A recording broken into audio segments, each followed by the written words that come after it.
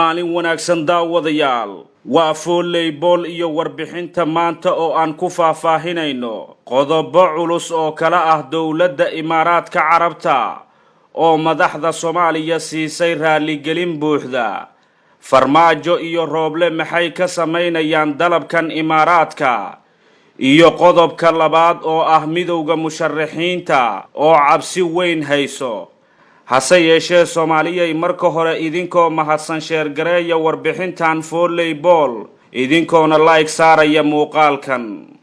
waa tahay waxaynu ku bilaabaynaa dowladda Imaaraadka Carabta ayaa madaxda Soomaaliya waxay u soo dirtay raaligelin ay ka bixinayso qaladaadkii ay gashay iyadoona soo dirtay madax wakiil ka ah. ila wareedyo foolleybol la hadlay xalay waxay noo sheegeen in kulan shalay ra'iisul wasaare Rooble uu la qaatay wakiilka midowga Yurub ee Soomaaliya looga hadlay arrinta Imaaraadka Carabta.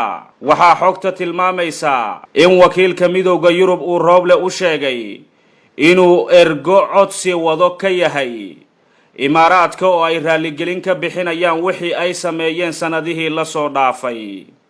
bishii hore ee Juun ayaa warbaahinta Carabta laga sii daayay waxaa lagu shaaciyay in xukuumadda Dubai ay ka shalaynayso in ay maalgelisay mucaaradka Soomaaliya isla markaana ay ku qasaartay.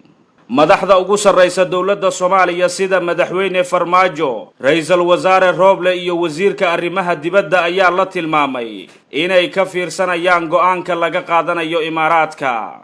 dhinaca kale waxaa xalay magaalada Muqdisho ka dhacay shir ay si degdeg ah isugu wacdeen xubnaha la baxay midowga musharaxiinta kuwaas oo muddooyinkii la soo dhaafay aanan shirarkooda la arkin. shirka xalay ayaa durba laga bixiyay fasiraado badan oo qaar tilmaamaya in ay keentay ama sabab u tahay cabsi ay ka qabaan in laga guulaysto.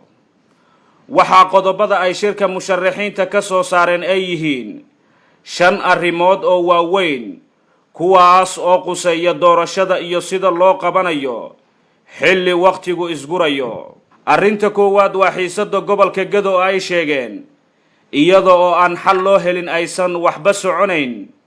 midda labaad dagaalka Hiiraan ee u dhaxeeya Cali Guudlaawe iyo Generaal Xuud. arrinta saddexaad khilaafka doorashada xubnaha waqooyi ee Cabdi Xaashi iyo Mahdi Guuleed. arrinta afraad waxay musharaxiinta sheegeen in aan la haynin lacagta doorashada, halka arrinta shanaad ay mar kale ku celiyeen in Farmaajo uu doorashada faraha kula jiro. dad badan ayaa la yaabay warka musharaxiinta waxaana jirta in iyaga dhexdooda waayahan la soo warinayay inaysan isku wanaagsanayn. xogta hoose ee naloo xaqiijiyay waxa ay sheegaysaa in shirkii xalay ee midowga musharaxiinta ay ka soo daaheen oo cabbaar la sugayay Sheekh Shariif iyo Xasan Sheekh. siyaasiyiinta mucaaradka ah ayaa dhexdooda waxa ay qabaan shaki ku saabsan shirar hoose oo ka dhacay Villa Soomaaliya, kaalinta maamul goboleedyada iyo saameynta beesha caalamka ee doorashada. haddaba daawade maxay kula tahay quuska ay mar kale wajahayaan xubnaha midowga musharaxiinta? maxaad se isleedahay warkan degdega ee ka soo baxay inuu ku salaysan yahay? fikirkaaga waa inoo muhiim. qaybta hoose ee commentiga inagula wadaag, annaga oo mar walba ka fogaanayna wax kasta oo dib u dhigi kara horumarka dalkeenna. waana rajaynaynaa in aad aragtidaasi nala qaadataan warbixintanna u sii sheergareeya saaxiibadiinna kale si dadka oo dhan xogtan u wada gaarto. mahadsanidin.